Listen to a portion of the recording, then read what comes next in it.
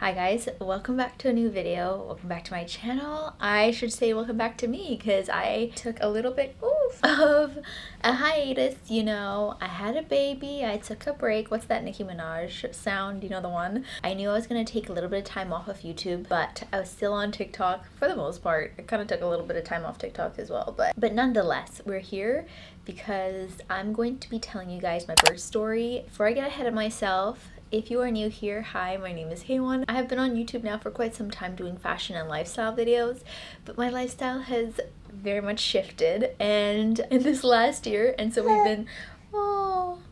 we've been sprinkling in some baby content, and today is just that. So as much time as he'll give us is how much time we have, and then I might film part 2 or like finish off the story at a different time. I actually started sitting down to write out my birth story, but I'm not going to do that. I'm going to tell you guys how I remember it. Now keep in mind, this is my perspective from what I remember. Every time I talk to my sister or Miles and they tell me what they remember, I'm just like, what? That's crazy. So I'm just gonna tell you guys how I experienced this because this is my birth story of our beautiful baby boy. So to start off, as you guys saw, I had been basically documenting my last month of pregnancy here in weekly vlogs. So if you haven't seen that, starting from 36 weeks, because I was convinced, for some odd, very dumb reason, I was convinced that I was gonna have this baby at week 36.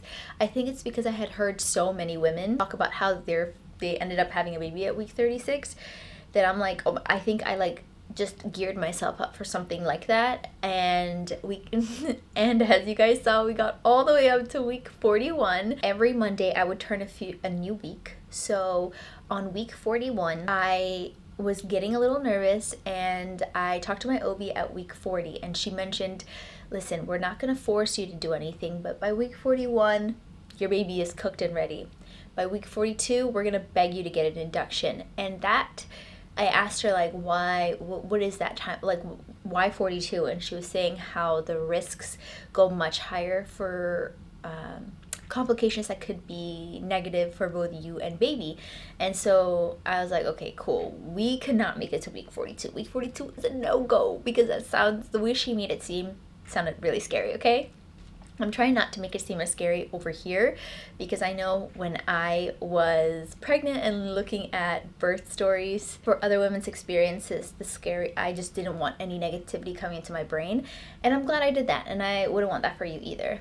So anyways, going back to it, so our 41-week appointment was on that Monday that I turned 41 weeks, and I asked my OB to just do a membrane sweep that is about as natural of a possible induction as you can get. Now granted, she mentioned, and it's an intervention, sorry, not an induction, so it could work, it could not work, and it's totally up to your body. And she told me that you would know within the first 24 hours if it worked, but nonetheless, she did the membrane sweep. It honestly was not that bad. It felt like a little bit of pressure, but nothing too crazy. She was apologizing while doing it, which is so sweet of her, but I was like, no, I'm good. Like, I'm okay. And when I left the doctor's appointment, she was like, okay, just expect some cramping throughout the day and possible spotting, but you shouldn't have a heavy period. If it's like full-on period, come in. That means something has gone wrong, okay? So I was like, all right, cool. We leave the doctor's appointment, and I'm already, like, I think an hour or two in, I'm already feeling like that crampiness that she mentioned, but it came and then it went away, and I didn't think anything of it. As you saw in week 40, my sister and my mom were already here, and they had 2 more weeks starting from that week on with me. And so I know they were a little nervous that they weren't going to be able to spend as much time with me once I had the baby. I was getting nervous, but we just continued on our day that day, like, all right, you know what, we'll keep doing our mile circuit, we'll do our raspberry leaf tea, we get what we get, okay? And also in that doctor's appointment, my doctor just went ahead and scheduled a medical induction for that Thursday, and my goal was to not make it to that Thursday because I did not want Pitocin or anything like that, okay? Because my goal was to have an unmedicated birth. And so I know that might sound a little crazy for some of you, but it literally, since the moment I found out I was pregnant, I just knew that I was going to have an unmedicated birth. I started researching whether it was just like, why why do I have it in my head that I can do this? Why do I want to do this? But it was just like it was so matter of fact in my mind, like I'm having an unmedicated birth. It's just a matter of, am I gonna be ready for it or not? Okay. Anyways, so we get home, I'm doing mile circuit, I'm moving around, whatever, nothing is happening. And that night, right around 7 p.m., I told my sister, I am getting really nervous and really anxious. I think I just need a good workout session. It'll make me feel better. I need the good gym endorphins. Like, my mom was like, absolutely not. And if you guys saw my short video, I'll put it up here, where she was following me around and like around the gym and just so mortified that I was that pregnant and maneuvering around the gym. But I remember just doing like a short 12-3-30 circuit. I didn't even do the whole 30 minutes. I think I did like 10. I did a few like upper body weight workouts and I was basically done for it. And during my 12-3-30, like 10 minutes of that, I started feeling the cramping, and all I kept thinking is, okay, this is what the doctor said. I am starting to feel that cramping. But I was like, okay, cool, like good to know. It's just what she had mentioned. And I finished my workout, I get home, and I went to use the restroom. And as I used the restroom, I saw a little bit of spotting. Now, this video is gonna be very TMI. So if you're a boy, you get icked out by blood or anything feminine, you're gonna hate this video, so you might as well click off. But anyways, for the girlies that are here to be here, I saw a little bit of spotting, and I, again, went back to what the doctor said. Okay, there's a little bit of spotting. It's exactly what she said. Everything is normal. It's not like a period. It's all good. But at the back of my mind, I had watched so many birth story videos that I knew it could also be possibly my bloody show. That's what they call it. But it wasn't a lot of blood, so I was like, nah, it's probably not that. It's just a little bit of spotting. It's probably what the doctor said. So I went ahead and showered. I got into bed, but in the back of my mind, I was like, oh my God, maybe it worked. Maybe the memory suite worked. But I didn't want to get too excited, so I just go to bed. And I'm still feeling a little bit of that like uncomfy feeling of the cramps, when you just feel like the muscle tension at the bottom of my stomach, right? But I was thinking to myself, wait a minute. What if this is a contraction? And up until this point, at 41 weeks, girl, like I should have done this sooner, but at 41 weeks that day, I went ahead and downloaded the contraction timer app, and I was like, let me just start timing these in case this is a contraction. But again, it didn't feel consistent, and I was like, it's not like a wave. They tell you contractions are like a wave, right? It just felt like, oh, my muscles are tightening and doing this, but then it goes away. So I was like, you know what, let me time it. At this point, it's like 10 p.m. Everybody's basically gone to sleep except my sister, who is downstairs just watching TV. My mom's been asleep. Miles, as you guys know, we're early birds. He's been knocked out. He has to work tomorrow. I had to work the next day as well. I wasn't sure I was going to be giving birth, so I'm still working. And I knew I had to wake up at 5 a.m. So I was like, oh my God, it's 10 o'clock. I need to go to bed immediately. And so I'm trying to sleep, but like the cramps are still there. And I think a little bit of the excitement kicked in. So I started timing my contractions, like 1 or 2 of them. And they didn't seem too close together. But then I felt like I had to use the bathroom again. And this time, I don't know why, but I went downstairs. I think I might have gotten water or something. I went downstairs. My sister's watching TV. I go use the restroom, and again, because I had watched so many birth story videos, I knew that if you go, everything cleared out kind of go, it's your body preparing for labor. And at that moment, I was like, oh my God. That's when I think it clicked for me that I might be in labor. Why it was that and not the contractions, I don't know. But I was like, okay, I need to start timing these for real. And I started timing the contractions, and again, when I tell you, it just felt like slight you're doing a bicep curl, that feeling of your muscle contracting. So it wasn't pain. I just knew that my muscle was contracting in my abdomen. So I'm like, the fact that it's not pain means that I'm not far along. It means I should probably sleep and get as much rest as I possibly can. This is probably early labor. I need to sleep. And also, a week before this day, when my mom and my sister first got there, I played a little prank on them. A silly goose, okay? And I played a little prank on them, like faking that my water broke. I had to do it. This is my first pregnancy. I had to do it, okay? And I am a silly goober, so I felt like I needed to. And I did, and it was so funny the way they reacted. But low-key, they kind of panicked. And I was like, okay, when I go into real labor, we can't have that. So in the back of my mind, I'm like, I can't tell anybody that I'm in labor because it's still early labor. I don't want to freak anybody out. Also, it's like 10 p.m. Everybody's getting ready for bed on a Monday. So like I should just ride this out until I'm ready to go to the hospital. And I knew, because I wanted an unmedicated birth, that I am going to labor at home for as long as possible. So much so that my goal was to bake a cake, the baby's first birthday cake, while I was in early labor. The cake did get made, just not that day, okay? So I had timed my contractions while I was still in the restroom, and it's kind of close together. Like, they're like 5 minutes apart. And I'm like, no, this is not painful, so there's no way. There is no way this is 5 minutes apart. I must be like doing something wrong. So I come out of the restroom and I'm like tinkering in the kitchen, thinking like, okay, maybe like I bring out the ingredients for the cake. And my sister is looking at me like, what are you doing? Like, you know what I'm saying? Because she knew that I had to work the next day. So I think she's like side-eyeing me like something is off. And keep in mind, I'm feeling my muscles contract. So I don't know what she's observing, but she said later on that like, she was like, something is off about this girl.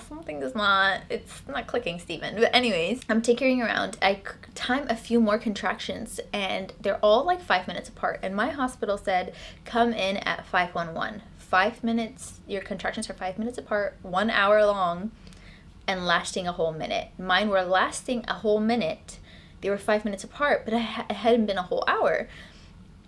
But my app is like blinking, go to the hospital, go to the hospital. I'm like, what? It hasn't even been an hour. So I don't know. Something's off about those apps. But anyway, it kept telling me, go to the hospital, go to the hospital. And I think by the third time the app told me to go to the hospital, I kind of like, it made me freak out a little bit. Again, it's not painful at this point at all, if anything. It was very just like you just know that your muscles are contracting. And so I mentioned it to Abby. I was like, Abby, don't freak out, please. But I think I am having contractions. And she was like, I knew it. I knew something was off about you. Okay, we need to chill. We need to calm down. We need to take this one step at a time. I'm going to finish making this cake. And she was like, are you crazy? Ain't nobody making a cake today. And I told her, like, I think something's up because my app keeps telling me to go to the hospital. And she was like, then we need to go. And for me, I'm thinking to myself, no, I don't think it's bad enough that I need to go to the hospital. And she convinced me to at least call the hospital and ask and see if that's something I should do. So I called the hospital, and the lady that's at the front desk, so it's a hospital birth center situation. If you've been here this whole time, then you understand the place I was giving birth at. It's a part of a hospital, attached to a hospital. You get an OB and there's nurses and everything, but they operate kind of like a birth center. So they have like all of the pain medication stuff. So I called the birth center, and the person that picked up the phone is one of the lead nurses. And I'm telling her like, hey, this is what my app is saying, but I don't feel like it's bad enough that I should come in. Like, what do you think I should do? And for her, she's like, what do you mean? It's not bad enough. I'm like, I know I'm having contractions. I know they're 5 minutes apart. I know they're lasting a minute long, but it's not that bad. Like, I feel like I'm not like crippled over crying, dying, you know? And she was just like, girl, what? I don't know what they told me about labor, but just go ahead and come in. And when she said, go ahead and come in, I was like, a part of me was just like, no, I really hoped that you would tell me to stay a little bit longer. But Abby was like, period. Like, pack her bags, let's go. She runs upstairs. She's like urgently waking everybody up, like, let's go. It's time. We gotta go. And obviously Miles is like, what the heck? Like running around, like tossing things in the back of the car. Car seat not installed. Why is our car seat not installed at 41 weeks? That's a question for Miles, not for me. It was not my problem. Anyways, so we tossed everything in the back of the truck, and Miles and I drove in one car, and my sister and my mom drove in another car. At this point, I'm kind of convinced that they're going to send us back, right? So we get to the hospital. Of course, in the craziness of everything, I forget my ID. But luckily, they checked us in anyways, and I had a part of my birth plan was that I did not want to know how dilated I was. I know that dilation didn't really correlate to how quickly labor would go. It's just more so like an understanding, I guess, of how open your cervix is and how ready your cervix is. But as far as like how long labor will take, it does not really correlate to how dilated you are. So I put it a part of my birth plan that I did not want to know how dilated I am unless I am begging for the epidural at 7 or more centimeters. Because I had a conversation with Miles that if I am more than 7 centimeters dilated, I can do this. Like, in my mind, 7 centimeters and more, like, that's active labor. And if I can handle it, and if I can find a way to like process and move through the contractions at that point, then like we got this, you know, like it's not too long. Again, this is the mentality I had, right? 7 and plus, we're gonna thug through it. If the contractions are so painful I can't even think about anything by like 3, like I'm only 3 centimeters dilated, the baby girl, give me the epidural, okay? And that's the conversation me and Miles had. So that's why I didn't want the nurses to tell me how dilated I was. It was more so like a conversation I wanted to have with Miles. So we get there, I get checked in, and they pull you into the room without your partner there. You know, they ask you all the questions like, are you safe here? Do you want to harm yourself or others? Or like all of those questions before your partner comes in, which I love that they do that. And the nurse and I are like kikiing, we're laughing. She's like, I'm gonna check your cervix. I'm like, yeah, sure, whatever, I'm good. Like, I don't think I'm that far along. And she's like, do you want to know how far along you are? And I was like, no, don't tell me, but tell me if I'm staying or I'm leaving, because I know that if I'm less than 5 centimeters, they're gonna send, or 5 or 4 centimeters, they're gonna send you home.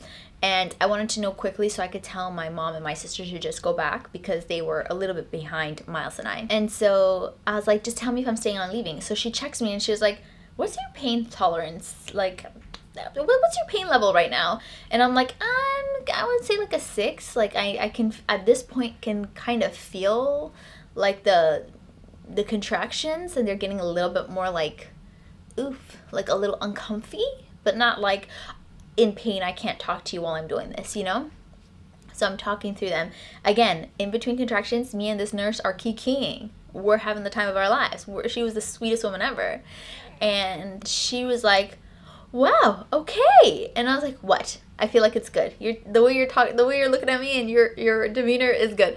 And then she's like, well, you're definitely staying. You're not gonna be going anywhere. I'm gonna get you checked into a room and see if I have a room ready for you. And I was like, okay, all right. You know what?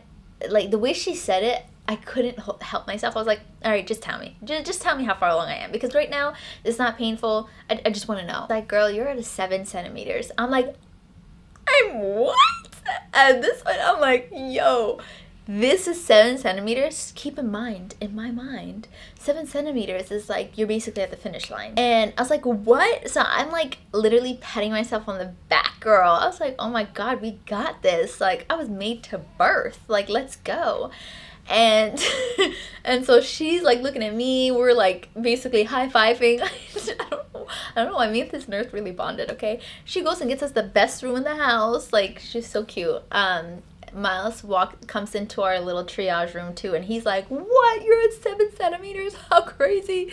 And the nurse is like, yeah, dude, good thing you guys came in when you did. She could have had our baby in the car. Like, that's crazy. I'm like, oh, okay, next time don't gaslight yourself, maybe. I don't know. And we get checked into a room. My sister, my mom is all there. We're all like setting up the lights and whatever, like, you know, trying to set up the mood, putting on the music. I wanted worship music and all that good stuff. And once we get checked into the room, I see like the nurses are like bringing in like all of the baby stuff, like the sterile, I don't know, stuff. And I'm thinking to myself, I'm like, whoa, am I that far along? Like, it honestly kind of scared me a little, because I was like, wait, I'm not ready to give birth right now. I kind of want to labor a little bit more, because I don't know if I'm ready for the intensity of birth until I've labored a little bit more. And that should have indicated something to me, to be honest with you, because I'm like, why am I afraid to push out a baby and I'm in labor? Like, that's not... what? Obviously, I think about that now. At this point, it's midnight, and they hooked me up. I needed to get IV because I was GBS positive, and you have to have 2 doses of antibiotics, and they have to be 4 hours apart. So I know that it's midnight at this point, and they give me the IV, and they're like, all right, our goal right now, honestly, is to make it to that second dose. So we're not going to try and speed up your labor at all. So let's just hunker down, sit down, don't do too much. Like their whole thing was like chill out until that second dose of antibiotics. And then we can work on like speeding things up, right?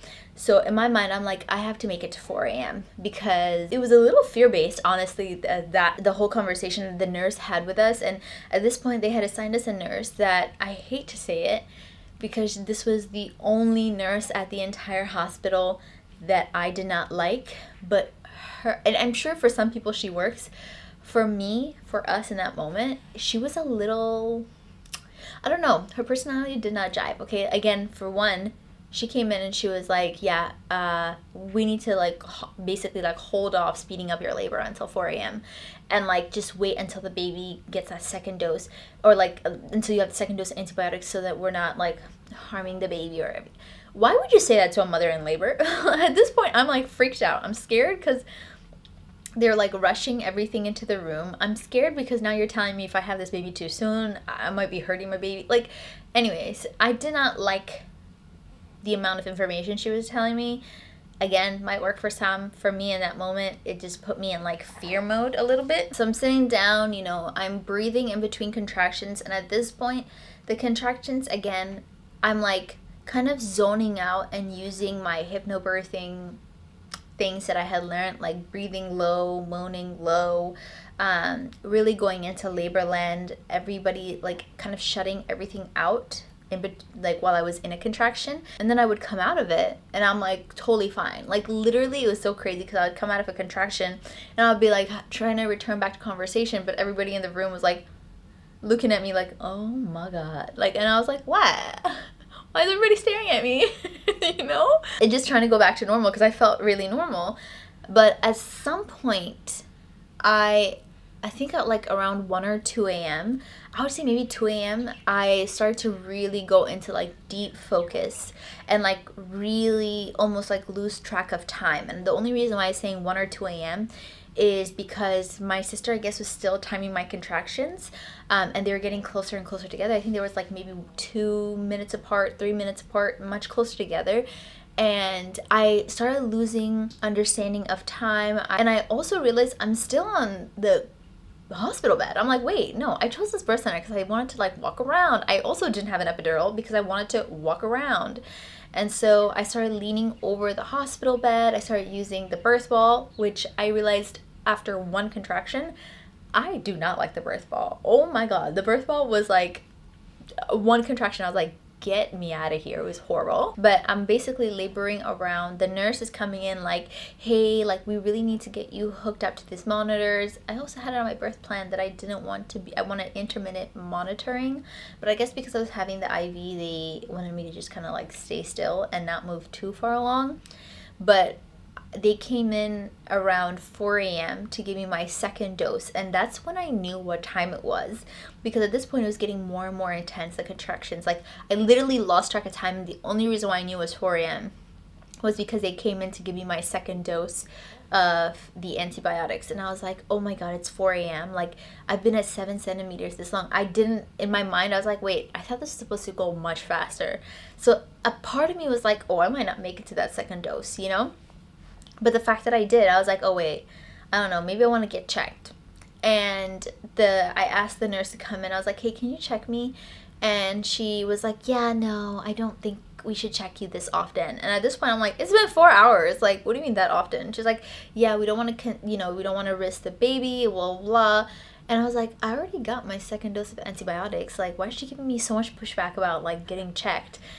But again, also, I really shouldn't have been asking as per my own birth plan because I didn't want to know. But anyways, at this point I was kind of like getting frustrated at her, and then I was like, okay, fine, can I labor in the pool? Because I remembered one of the main reasons I even joined or picked this hospital and this birth center is because I knew they had a bathtub that you can labor in, and water is like one of the main things that everybody says is like basically nature's epidural. It's incredible. And babes, I understand why people do a water birth, because it is incredible. It is so amazing. Like, you still feel the intensity, but man, it's so, like, I remember, anyways, I'm getting ahead of myself. I asked her if I can get in the tub, if I can get in the tub, and the nurse basically was like, I don't know, I don't think so. And I'm like, at this point, I decided I hate her. Okay, not because I hate people, but because I'm kind of like getting myself out of labor land to have a conversation with you, and you keep telling me no. And at this point, I'm like, I hate you. I'm sorry. I know. Okay. I was getting so irritated, and I didn't even care what she said. I was like, I told my sister, I'm like, run that tub, girl. Go ahead and run that tub. We're getting in that pool. And she was basically like, we have to unhook you from the monitors if we do that. Let's just go ahead and finish your second dose of IV, whatever. And I was like, yeah, as soon as this IV is over, I'm getting in that tub. And so she's like, let me ask the doctor. And I was like, you can ask him, but I'm getting in that tub, okay?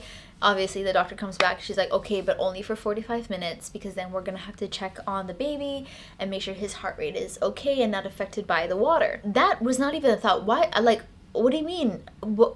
How would the water affect his heart rate? I didn't understand that, but again, a little bit of fear planted in my mind, and I hated that she did that. In any case, oh, I'm running out of storage, BRB.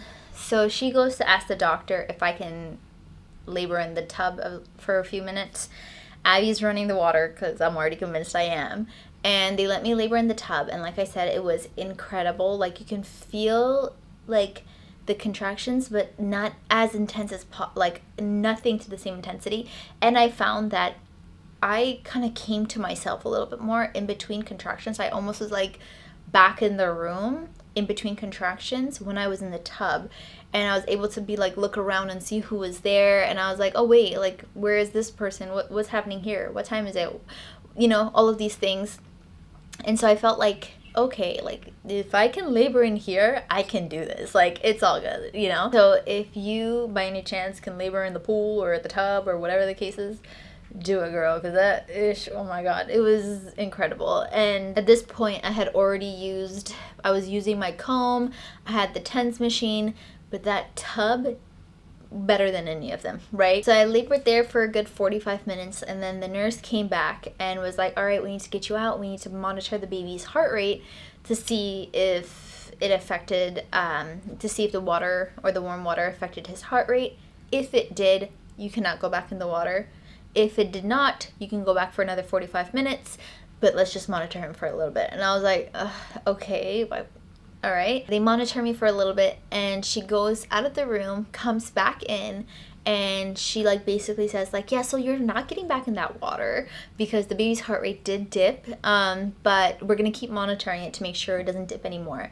As soon as she said that, in my mind, I'm like, FML, like, that was like the main thing I wanted over here. And I think Miles and my sister could see how defeated I was when she said that, because it also helped with the pain so much. And I was so irritated.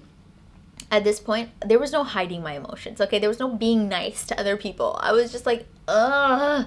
And everybody in the room could see how I was reacting. And she's like, I'm so sorry. Okay, I'll be back in 15 minutes. I was so over her. And I think either my sister or Miles went out and like basically had a conversation with her and was like, hey, you keep coming back in here with like really negative news, and it's starting to affect her mental. So what we're going to need you to do is talk to us, like either me or Miles or like whatever.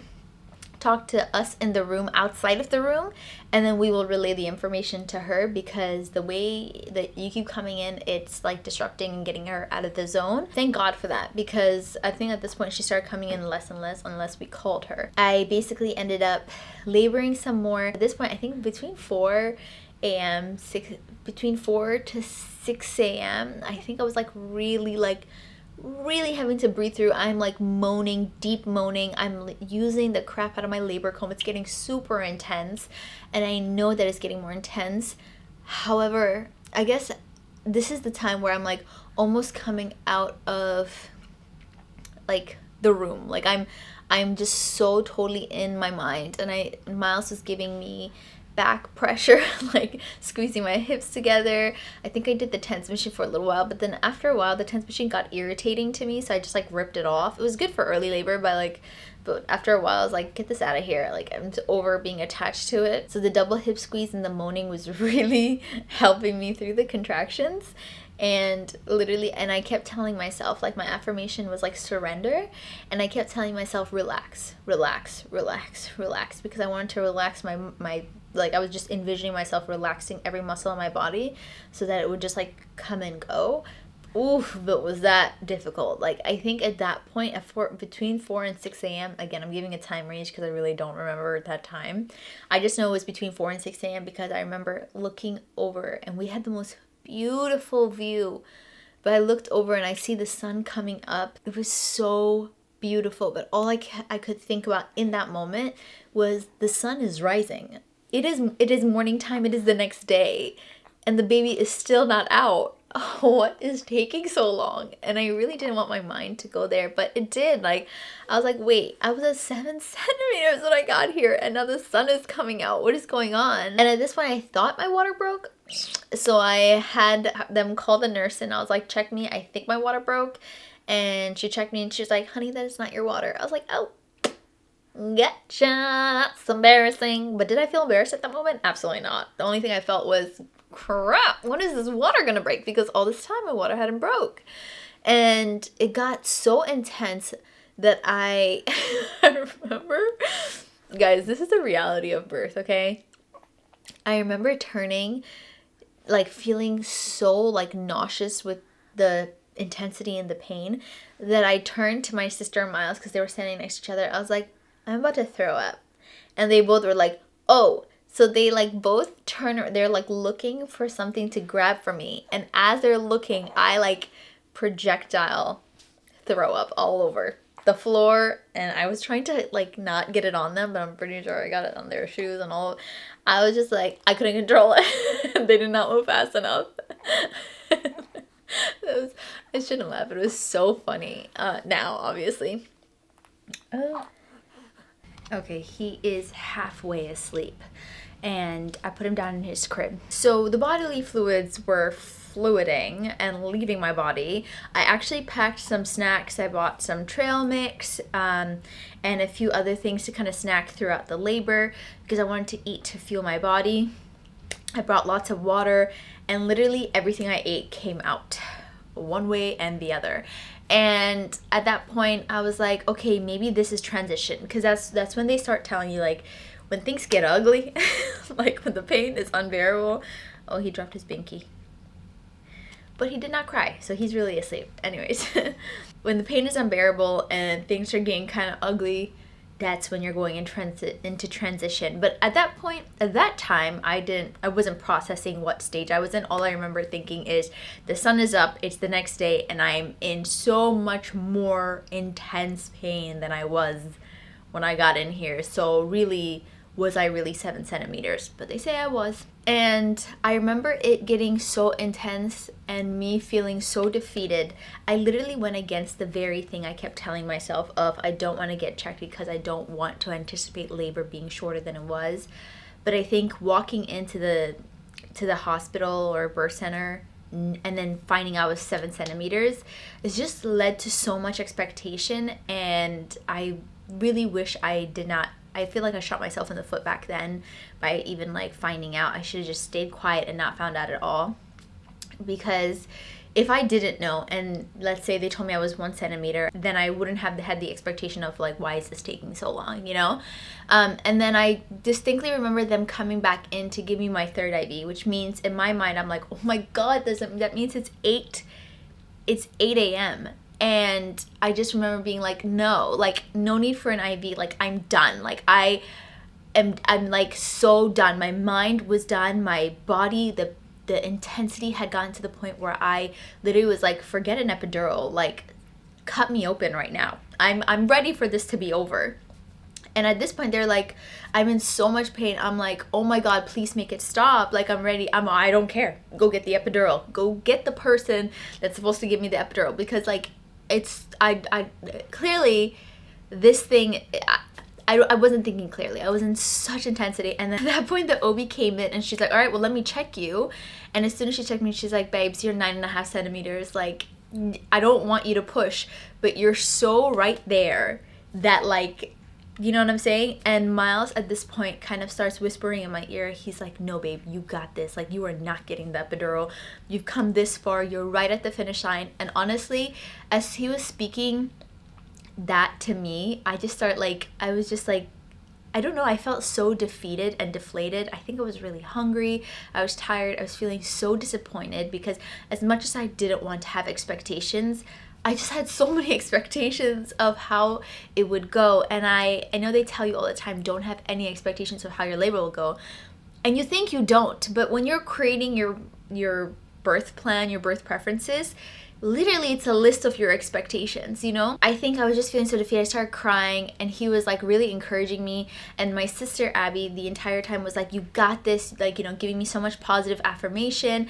And they're like, you're right at the finish line. Don't push, just let it progress a little bit more. Just don't push. And I remember my body being like, kind of like feeling the urge to push. You know, I felt so much pressure that I kept telling them, check me again, check me again. They're like, babes, we don't want to keep checking you. Which at this point I remember, I think I was asking them to check me like every 5 minutes because I'm like, no. Like, I feel so much pressure that I'm pretty sure the baby's here. Like, the baby's about to come here. Like, I feel so much pressure. I think the baby was really low, which is why I think I dilated to 7 so quickly, is that the baby got low really quick. The doctor was like, I'm not gonna check you again, but like, you can do some practice pushes. And I remember being like, okay, oh my god, thank god. And I thought that the pushing or like the practice pushing would come easier, but to be honest with you guys, I think the pushing was probably the worst part. And I think at this time they had switched nurses, like they had switched shifts, which thank god, because the nurse that came in at this time was the angel we needed. And I think she came at the perfect time because, oh my god, was she the sweetest, kindest, like, angel of a human. What everybody talks about when they talk about like labor and delivery nurses, she was that times 10. And honestly, every other nurse after her was a 10 out of 10 as well. I think it was just literally that one nurse that was there that night. She was the only one that, like, we just didn't vibe with. But every other nurse after that was just the sweetest creme de la creme of humans, you know? So at this point, we're doing some pushes. The OB is there and I start pushing. And I remember pushing on my back. And I very distinctly remember having this thought of, I did not want to push on my back. Like, I don't know if you guys, if you're pregnant, then you know, maybe you're doing some research that like pushing on your back is probably one of the worst positions to be pushing in. But I did not want to push on my back. But I was like, you know what, whatever. Let's try this out. The nurses, the doctors, they're all like holding my legs. Miles holding my leg. My sister is over here. Like, they're all helping me like get into position to start pushing. And they're like, push, push, push. And I'm pushing. And I'm trying to do the practice pushing that I did that was actually good for your pelvic floor. So I'm trying not to like blue face push the baby out so that I can salvage whatever pelvic floor situation that I had. But after like a good 10-15 minutes of pushing that way, they're like, no, listen, you need to give it everything you got. And at this point, I'm like, I have nothing. I have nothing to get. I'm like, please just put me out of this misery. The pain is so much. And I think they looked at my birth plan and they're like, wait, she said that I put on my birth plan that I was open to the nitrous oxide, which is like the laughing gas. They bring it to me and they hand it to me and they're like, we can't put it on you. You have to put it on yourself. I took one whiff of it and just like even having to like hold it and breathe in, I was so irritated. I did like 3 or 4 like I'm like trying to pull it in and it just made breathing harder. And I was like, get this shit out of here. Like, get it out of here. What the F ever? Like, no thank you, don't give me another task, just like whatever. Okay, cool, we're focusing on pushing. And I'm pushing and I'm like, when I tell you, there are moments throughout labor that like throughout active labor where I was losing track of time and I was fully in it. There were moments where I would like kind of come to and I would be listening and my playlist was a worship playlist. It was just on a loop. And my God, there were several times where I came to and all I was hearing was like worship music, although it might not be your favorite type of music or favorite genre of music, it is literally, basically it's like adding sound to scripture, So it was basically speaking scripture and beautiful words of strength, and like things like, you are my strength, you are my refiner, all of those things. And like I remember that those words were the things that I remember, like, he's in the room. And I remember thinking to myself, oh my God, Jesus is in the room. My baby's gonna come with Jesus in the room. And I literally get emotional thinking about that, because I just, like, that is honestly, it was just such a beautiful spiritual moment that I was just like, oh my God, it was so beautiful. And like when I was losing my strength, on top of like Miles speaking positive words to me, Abby speaking positive, like, encouraging words to me, and then hearing the background music of encouragement, like, that's exactly what I needed, in that moment. And I was pushing, I think I pushed for a good hour, and I remember pushing, and then my eyes were closed the whole time, right? I think at the 30-minute mark, I was pushing so hard that like I couldn't even open my eyes. And I remember them saying like, he's almost here, he's almost here, he's almost here, he's almost here. And they kept saying that. And at 30 minutes, 35 minutes, I think closer towards the end, I just remember being like, he's clearly not here. You guys keep saying he's here. It's been like a good 30 minutes of y'all saying he's here, but he's not here. And I felt so discouraged, and I started crying after I finished pushing. And the doctor looks at me, she's like, hey, look here, you got this. He is right here. I need you to breathe. When you breathe, he gets oxygen. So you keep breathing. Do not give up. And she was just like, I think that was like such a coach moment that I was like, period. Like, if you say my baby needs air, I'm gonna breathe. Even though I'm crying, I'm gonna breathe, okay? And so I'm just like, like almost like hypervent. Everything I practice at this point, where it was, I don't know. But I'm like breathing, but also like I'm like pushing with everything I have. And then she was trying to tell me to like, she was trying to remind me not to just push just to get the baby out, but to push only when I feel a contraction. And in between contractions, I'm crying because I feel so defeated. And at some point, I remember looking at the doctor, and she was like on her phone, and I was like, babes, what in the world? Like, I'll tell you why she was texting. But I remember just thinking like, oh my God, clearly he's not here anytime soon, because she's texting. She's texting on her phone. It was such a jarring moment for me, because I'm like, girl, come on, Come to find out later on, I think she was texting or like messaging the other doctor or the OB that was on call at the clinic, and they mentioned they thought that at this point I had been pushing for a good 45, close to an hour, and that they thought it was going to be a C-section because the baby was stuck behind the tailbone. And my pushing wasn't progressing him down the birth canal. I think they were saying he's coming, just to like kind of give me more strength and oomph to push further out. But I think at that moment they were like, okay, we might need to prepare an OR room or something, because it's not looking like this is gonna move along. And I think at this point, I remember my legs shaking. Like, when you're so beyond exhausted, so beyond tired, I have no fuel in my body. I'm like, I have nothing left to give. I have literally nothing left to give. And as I'm crying, I should say, I'm not just crying, but every push, I'm screaming at the top of my lungs. I feel so bad for any other person that had to give birth the same day that I did, because I might have scared them away. They might have been like, oh, let's book that epidural immediately. Because the way I was screaming like someone that was getting murdered, okay? And at some point, I remember Miles was saying that they actually could see him. Like, there was a point in time where they started to see his head come out, that every time I would lose air, he would like get suctioned back in. And they're like, he's right here, he's right here, he's right here. He has curly hair, we can see his hair. And I'm like getting so excited, but then I would give it everything I have, and it just felt like it wasn't enough to like get him out. And when I tell you guys, I literally was like, in between each contraction, I am bawling, crying, and I'm not talking to anybody else in the room. I'm literally like talking to Jesus, and I'm like, Jesus, help me, I don't have anything left. Like, I need to get this baby out. I wasn't even thinking at this point. I didn't even care if it was a C-section or not, to be honest with you. I just wanted it to be over. But I just was like, I don't want to hurt my baby. I just like, please help me get this baby out. And I'm crying, pleading, talking to Jesus, not anybody else in the room. And they're like, you got this. And I felt a contraction coming on. And something in me was like, this is it. This is it. Like, this is when the baby is coming. And I gave it everything I had.